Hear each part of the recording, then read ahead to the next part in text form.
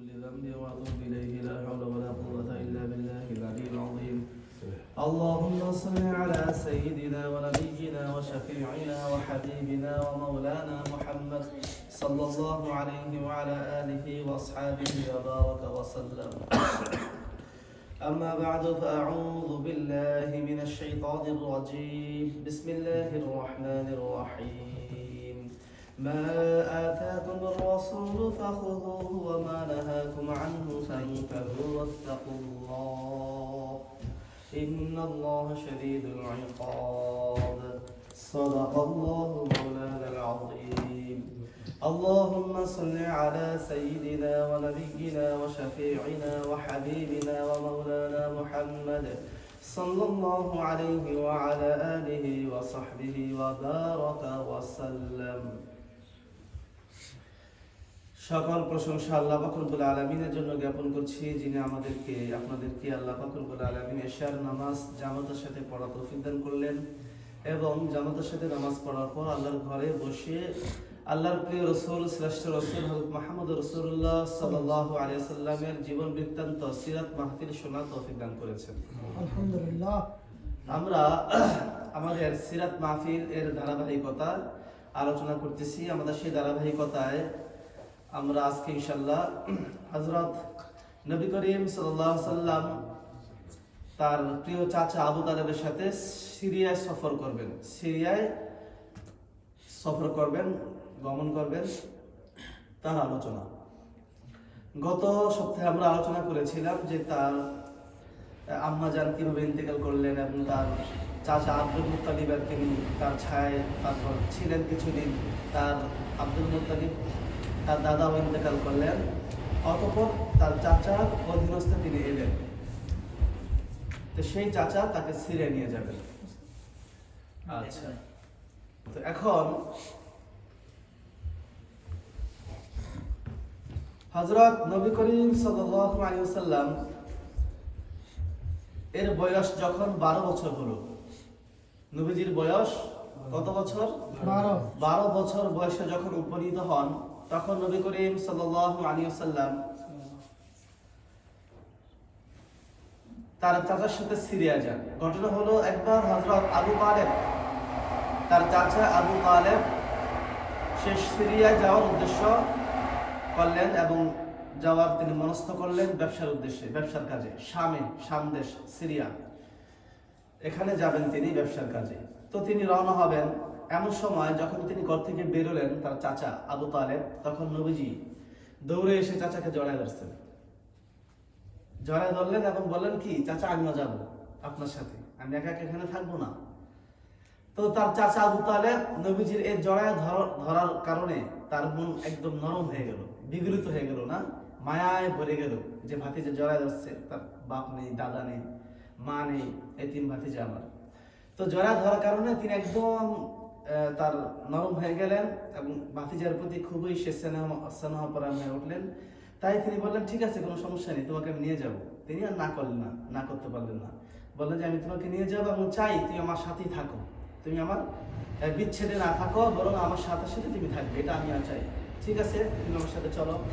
তখন কয়েকজন কুরাইশি এদের সাথে এবং অন্য এলাকারও কিছু বণিক দল, তাদের সাথে একটা বড় কাফেলা গঠন করে সেখানে নবীজি আমাদের হযরত মুহাম্মদ রাসূলুল্লাহ সাল্লাল্লাহু আলাইহি সাল্লাম ছিলেন। তো তাকে সঙ্গ করে তিনি সিরিয়ার উদ্দেশ্যে রওনা হন। তো যেতে সেই ফিলিস্তিন এলাকায় পৌঁছার পর, কাছাকাছি আর কি এলাকায় সীমান্তে পৌঁছে গেছে। তো ওখানে পৌঁছার পর বুশরা নামক এক স্থান রয়েছে, বুশরা নামক সেই স্থানে তারা কি করলেন? পৌঁছলেন। তো সাধারণত প্রতিবারই যখন বণিক দল এই কুরাইশ থেকে মক্কা থেকে যায়, তারা সেই স্থানে কি করেন? তাঁবু টানা একটু রেস্ট নেন, না মাঝে মাঝে রেস্ট নেন। দেখেন না, দূরের কোনো সফর হলে মাঝে মাঝে আমরা কি করি, কোনো দেখা যায় এই যে লসন, 7-11, ফ্যামিলি মার্ট এরকম আছে না, একটু রেস্ট করি, পেশাব পায়খানা করে, কেউ খাবার দাবার কিনে খায়, লং টাইম হলে, মানে দূরে জার্নি হলে। ঠিক সেম এরকম আমরা মক্কা থেকে যখন মদিনায় যাই, মাঝপথে বাস থামায়, একবার দুইবার থামায়, কোনো বাস একবার, কোনো বাস দুইবার থামায়, যাতে করে নামাজের রক্ত করে নামাজ পড়তে পারি। মসজিদের কাছে থামায় অবশ্যই, এবং নামাজ পড়ে নিতে পারে, পেশাব পায়খানা সারতে পারে, পাশাপাশি কোনো কিছু খাওয়ার প্রয়োজন, কেনার প্রয়োজন হলে এটা আমরা করে থাকি, কিনি। ঠিক সেম তারাও এরকম কি করেন, ওখানে তাঁবু টানালেন, তাঁবু গাড়লেন। তো তাঁবু টানানোর পর ওখানে সে তাঁবুর কাছাকাছি থাকতো ছিল একটা গির্জা, খ্রিস্টানদের গির্জা ছিল। হ্যাঁ, তো সেই গির্জাতে ছিল একজন পাদ্রী। পাদ্রী বলা হয় পণ্ডিত, অর্থাৎ খ্রিস্টান ধর্মের পণ্ডিত, ইনজিল কিতাবের পণ্ডিত, যেটা হ্যাঁ পোপ বাবা না এখন পরিচিত, ওই সময় পাদ্রী বলতো, পাদ্রী আর কি। তো সেই পাদ্রী খ্রিস্টানদের পণ্ডিত ছিলেন, খ্রিস্টান ধর্মের আলেম ছিলেন পাদ্রী। তার নাম ছিল জার্জিস, মূলত নাম উল্লেখ করেছেন আল বিদায়া ওয়ান নিহায়াতে জার্জিস নামে উল্লেখ করেছেন, জার্জিস।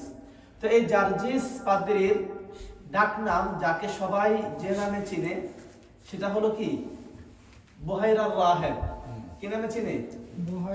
বুহাইরার রাহেব নামে সে পরিচিত, তাকে চিনে সবাই, বুহাইরার রাহেব। তো এই বুহাইরার রাহেব সে পরিচিত হলো, পরিচিত ছিল, তাকে চিনে এই নামে। তো এই নামে সবাই ডাকতো, এই নামে সবাই চিনতো, এই নামে সে প্রসিদ্ধ ছিল। তো এই বুহাইরার রাহেব কখনো কোনো বণিক দল গেলে তাদের সামনে তিনি আসতেন না, কখনো আসতেন না, তাদের সাথে কথা বলতেন না, তিনি তার মধ্যে থাকতেন, ভিতরে থাকতেন। তিনি সাধারণত বের হতেন না বেশি। হ্যাঁ, বণিক দল আসতো, যেত, বাস তাদের কাছে তারা করতো। কিন্তু এইবার তিনি দেখা যায় এই কুরাইশ দল যাওয়ার পর ওই বুহাইরার রাহেব পাদ্রীর সাথে সাথে তার রুম থেকে বেরিয়ে আসছে এবং তাদেরকে স্বাগতম জানালেন, তাদের জন্য আপ্যায়নের ব্যবস্থা করেছেন, খাবার দাবার ব্যবস্থা করেছেন। তো ওই কুরাইশ দল আশ্চর্য হয়ে গেল, ঘটনা কি, আমরা প্রতিবারই যাই, আমাদেরকে তেমন কোনো মেহমানদারি আপ্যায়ন করা হয় না, কিন্তু এবার কেন তার ব্যতিক্রম দেখছি, এবার কেন আমাদেরকে তারা আপ্যায়ন করছে, তারা আমাদেরকে এবার কেন এত সম্মান দিচ্ছেন, খাবার দাবার আয়োজন করেছেন, এই পাদ্রীর ঘটনা কি? তো যাই হোক, এটা তারা একটু মনে মনে প্রশ্ন তারা করতেছিলেন। কিন্তু তিনি বললেন যে আমরা যে এখানে খাবার দিয়েছি, তোমাদের যত কাফেরার যত লোক আছে, সমস্ত লোক যেন এই খাবারের মধ্যে শরীক হয়, কেউ যেন বাদ না থাকে। উদ্দেশ্য হলো কি, সে মুহাম্মদ সাল্লাল্লাহু আলাইহি ওয়াসাল্লাম আসবে এখানে, তাকে কাছ থেকে দেখবে, দূর থেকে দেখছে। যাই হোক, নবীজিকে দূর থেকে দেখে চিনে ফেলছে। তো এই জন্য চাচ্ছেন যে মুহাম্মদ যেন কাছে আসে, কাছের থেকে দেখতে চান যে আসলে কি দেবার সাথে মিলাবেন, পারফেক্ট কিনা। তো যাই হোক, তারপরেও তিনি বললেন যে কেউ যেন বাকি না থাকতো। তারা সবাই খেতে বসছেন, দেখলেন যে ওই বালক নেই এখানে। তখন বললেন যে তোমাদের সবাই কি আসছে এখানে, একজন যেন বাকি না থাকে দেখো। তখন তারা বললো যে হ্যাঁ, যারা আসার মোটামুটি সবাই এসে গেছে, শুধু একজন বালক যে আমাদের তাঁবুতে এখন আছে, তাঁবুতে উনি বসে আছে, তার পাহারা দিচ্ছে। না না না না, ওই বালককে নিয়ে আসো, বালককে নিয়ে আসো। বালককে কি করবে, আমাদের সাথে সে বসবে, আমাদের সাথে সে এখানে খাবে, আমাদের সাথে এখানে সাপ্তাহ মেহমানদারি গ্রহণ করবে, এটা সে বললেন। বলার পর হ্যাঁ, তখন তারা সবাই বললো যে অবশ্যই অবশ্যই, কেন নয়, আমাদের ভাতিজা আব্দুল্লাহ ছেলে মুহাম্মদ আমাদের সাথে বসবে, আমরা নিয়ে আসছি এখনই। তো একজন কুরাইশি গিয়ে তাকে কোলে করে তাকে কি করলেন, তাদের সামনে নিয়ে আসলেন। আনার পর বাস তারা সেখানে সবাই খেতে বসলেন। তো খাবার দাবারের পর হ্যাঁ, তখন তিনি মুহাম্মদ সাল্লাল্লাহু আলাইহি ওয়াসাল্লামকে একটু সাইটে নিয়ে ডেকে নিয়ে গেলেন। নেওয়ার পর তাকে কিছু প্রশ্ন করতে লাগলেন, কিছু জিজ্ঞেস করতে লাগলেন, প্রশ্ন করতে লাগলেন। কি প্রশ্ন? বললেন যে তোমার নাম কি? বললাম নাম মুহাম্মদ, বাপের নাম আব্দুল্লাহ, নাম বাপ মিলে গেছে না, নাম বাপ মিলে গেছে মাশাআল্লাহ।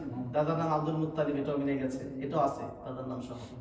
বললেন তুমি কি খাও, কি করো, কখন খাও, কখন ঘুমাও, কি তোমার কাজ, কিভাবে কি চলাফেরা করো সারাদিন, একটু বলো তো। হ্যাঁ, তখন কসম করলো যে লাত এবং মানাতের কসম, লাত এবং উজ্জা, লাত উজ্জা আছে না, উজ্জা এবং লাতের কসম, তুমি কিন্তু সব সত্য সত্য বলবা, আমি তোমাকে যা প্রশ্ন করবো। আপনি লাত ও মানাতের কসম এই জন্য, উজ্জার কসম এই জন্য খেলেন, কারণ আরবরা সাধারণত ইসলাম ধর্মের আগে তারা লাত এবং উজ্জার কসম করতো, উজ্জা এবং লাতের কসম, উজ্জা মানাতের কসম, তারা এই তিনটা মূর্তির বেশি কসম খেত। তারা আমি বলতো রবের কসম খেতে কিন্তু ওয়া রব্বিল কাবা, এই কাবার রবের কসম তারা এভাবে কসম করতো, কাফেররা মুশরিকরা এভাবে বলতো। কিন্তু বেশি কসম খেত কি দিয়ে? মানাত এবং উজ্জা দিয়ে, লাত উজ্জা দিয়ে কসম করতো। এই জন্য যেহেতু মুহাম্মদ সাল্লাল্লাহু আলাইহি ওয়াসাল্লাম কুরাইশের, মক্কার, আরবীয়, এই জন্য তিনি এভাবে তাকে প্রশ্ন করলেন যে লাত এবং উজ্জার কসম তোমাকে দিচ্ছি, তুমি সত্য করে বলো, আমি যা প্রশ্ন করবো। তখন মুহাম্মদ সাল্লাল্লাহু আলাইহি ওয়াসাল্লাম বললেন যে দেখেন, আমি এই পৃথিবীতে আমার জানা মতে যা কিছু সবচেয়ে বেশি ঘৃণা করি, সবচেয়ে বেশি আমি অপছন্দ করি, এই দুইটা নাম কি? কে বললেন? মুহাম্মদ সাল্লাল্লাহু আলাইহি ওয়াসাল্লাম বললেন ছোট কালী। এই যে উজ্জা এবং লাত, এই দুইটাকে আমি সবচেয়ে বেশি ঘৃণা করি, সবচেয়ে বেশি অপছন্দ আমার, আর আপনি এই দুইটারই কসম দিচ্ছেন। তখন বললেন যে না, মাফ করবেন, ঠিক আছে, আপনি আল্লাহর কসম করে বলছি, আপনি বলেন, সত্য সত্য বলুন। ঠিক আছে, আপনি জিজ্ঞেস করেন। তখন বললেন যে কিভাবে খাও, কিভাবে ঘুমাও, কখন করো, কখন কি, সব তিনি তার প্রশ্নের সঠিক উত্তর দিলেন, বৃত্তান্ত দিলেন। তখন সেই বহেরা রাহেব দেখলেন যে সব কিতাবের সাথে মিলে যাচ্ছে, যে শেষ নবী, হ্যাঁ, বাল্য বয়সে 12 বছর বয়সে কি করবেন, কিভাবে খাবেন, তার কি হবে, কিভাবে ঘুমাবেন, কিভাবে হাঁটাচলা করবেন, সব মিলে যাচ্ছে। অবশেষে লাস্ট একটা ফাইনাল চেক দরকার আছে। সেটা কি? বলে তুমি তোমার জামাটা খোলো মুহাম্মদ। জামাটা খোলার পর, কেননা শেষ নবীর দুই কাঁধের মাঝখানে একটা মোহর নবুয়ত থাকবে, এরকম গোস্তের টুকরা মতো। তখন এটা যদি হয় তাহলে ফাইনাল মিলে যাবে। তখন জামাটা খুলে দেখলেন যে হ্যাঁ, পিঠের ভিতরে এরকম একটা কি গোস্তের টুকরা মতো বসানো আছে দুই কাঁধের মাঝখানে। তখন তিনি একদম 100% হয়ে গেলেন যেটা শেষ নবী মুহাম্মদ সাল্লাল্লাহু আলাইহি ওয়াসাল্লাম। হ্যাঁ, তো যাই হোক, তখন তার চাচা আবু তালেবকে নিজে ডাকলেন। ডাকার পর বললেন যে এটা কে? আবু তালেব বলল যে এটা আমার ছেলে, পুত্র। বাহিরা বলছেন না, আপনি মিথ্যা বলছেন, এটা আপনার ছেলে হতে পারে না। আপনার নাম কি? বলে আমার নাম আবু তালেব। কেন? এই আপনার ছেলে না, সত্য করে বলেন। বললেন যে আসলে সে আমার ভাতিজা, আমি তাকে ছেলে বলে পরিচয় দিই, যেহেতু তার আব্বা মারা গেছেন। হ্যাঁ, তখন বললো যে হ্যাঁ, তার আব্বা ইন্তেকাল করেছেন, এটাই হওয়ার সম্ভাবনা বেশি। তার আব্বা কবে ইন্তেকাল করেছেন? বললেন যে যখন তার বয়স, তার মায়ের পেটে 6 মাস, এই 6 মাস বয়সেই তার আব্বা ইন্তেকাল করেন, আব্দুল ইন্তেকাল করেন। তখন বললেন যে এই তো সাধারণ লোক নয়, এই বাচ্চা হচ্ছে হ্যাঁ অনেক সম্মানের বাচ্চা, অনেক মর্যাদাপূর্ণ বাচ্চা। ভবিষ্যতে এই ছেলে, এই বাচ্চা অনেক মর্যাদাপূর্ণ হবে, অনেক নামি দামি হবে বাচ্চা। শুধু তাই নয়, এই বাচ্চাটা সর্বকালের শ্রেষ্ঠ নবী হবে। সুবহানাল্লাহ বলেন। সুবহানাল্লাহ। এটা আবু তালেবকে বললেন, এবং তাই বললেন যে এজন্য আপনি এই বাচ্চাকে নিয়ে সামনে অগ্রসর হবেন না। সামনে অগ্রসর হলে ইহুদিরা যদি দেখতে পায়, আর ইহুদিরা যদি কোনো পণ্ডিত বা বুঝে আলামত দেখে চিনে ফেলে, তাহলে তাকে ক্ষতি করার চেষ্টা করবে, অনিষ্ট করবে। এজন্য আপনারা আর সামনের দিকে অগ্রসর হেন না, আপনি এখান থেকে ফিরে যান, না হয় বাতিজাকে ফেরত পাঠিয়ে দেন, তাহলে সেফ হবে। আবু তালেবকে বললেন। তো যাই হোক, তখন এটা করার পর আবু তালেব তাকে ফিরে যাওয়ারই চিন্তা ভাবনা করলেন।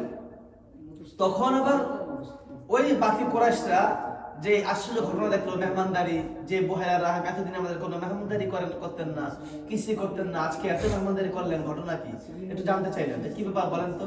তখন এদের কাছেও বলছে, যেহেতু কুরাইশরা, এদের কাছে বললো যে আসলে এই যে আপনাদের সাথে যে বালকটি রয়েছে মুহাম্মদ নামে, এই মুহাম্মদ, হ্যাঁ, আমি যখন দেখলাম যে মুহাম্মদ বাচ্চাটি আসতেছে, ওই পাহাড়ের পাদদেশ থেকে দেখতেছি আমি যে পাহাড়ের গাছগুলো তাকে সেজদা করতেছে। আমি দেখলাম পাহাড়ের গাছগুলো তাকে সেজদা করতেছে, এবং এক টুকরো মেঘের খণ্ড, আপনারা তো সবাই কাফেলার ভিতরে আছেন, কিন্তু এক টুকরো মেঘ শুধুমাত্র মুহাম্মদকে ছায়া দিচ্ছে।